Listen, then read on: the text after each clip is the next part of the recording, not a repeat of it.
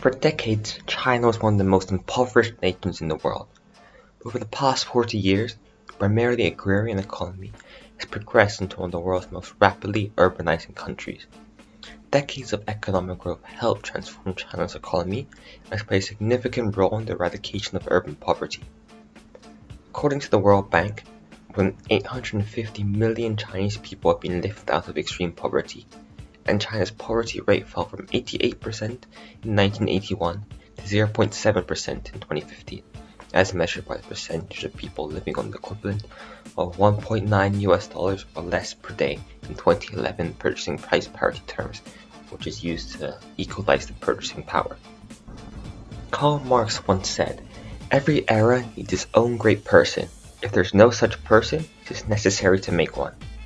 Deng Xiaoping was this man for China, as modernisations in 1978 ignited the spark for China's rapid economic growth. When Deng came to power, he adopted 4 modernisations to rejuvenate the Chinese economy.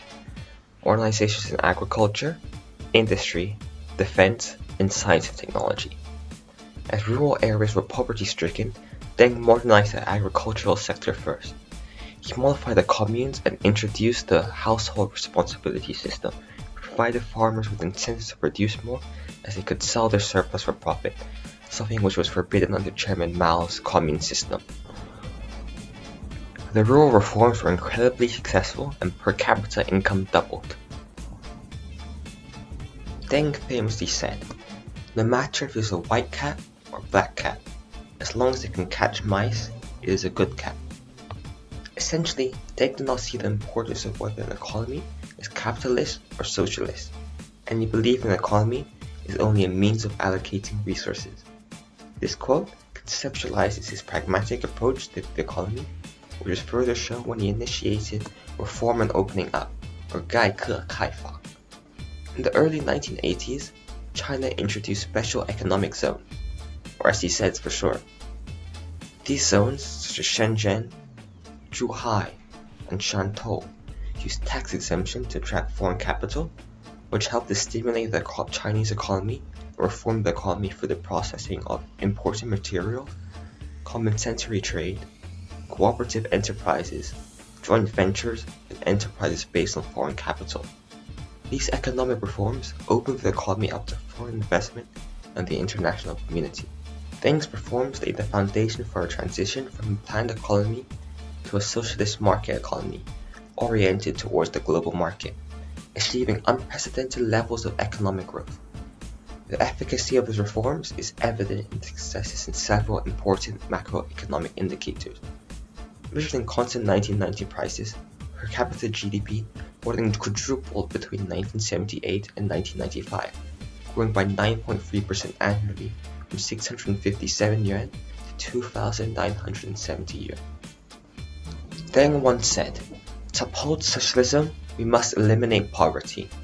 Poverty is not socialism." It is fair to say, Deng and his reforms played a significant role in reducing poverty in China. Despite Deng's revolutionary policies, poverty, though smaller, was still a problem in rural China, with 5.7% of the rural population surviving on less than 2,300 yuan, or $350 per year. This is what the government considers as absolute poverty.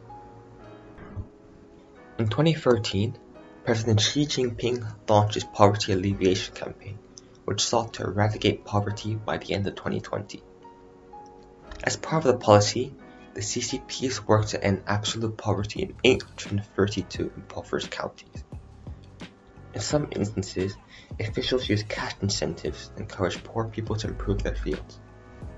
In 2015, the central government funded 500 yuan per poor person, which rose to 26,000 yuan in 2020. Officials also took a radical approach where they relocated around 10 million rural villagers to better connected areas, because the cost of building infrastructure in the most remote villages were too costly. Another approach to aid the rural areas was to introduce industry into these rural areas, usually modern agriculture.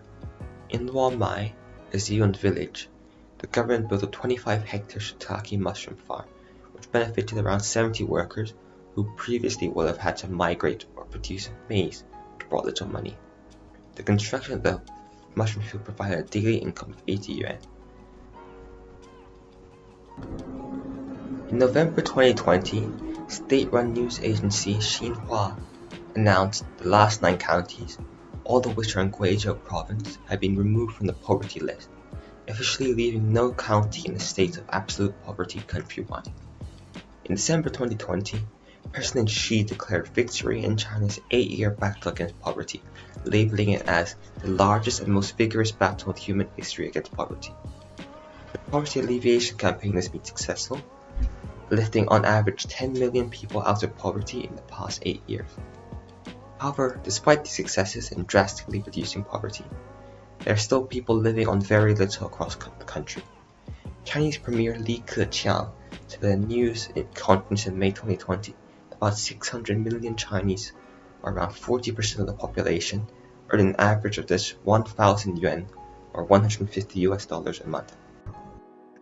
Although a large proportion of the population still lives on low annual income, China's tough battle against poverty has been admirable, and other countries should follow suit to try to achieve the World Bank's goal of ending absolute poverty by 2030.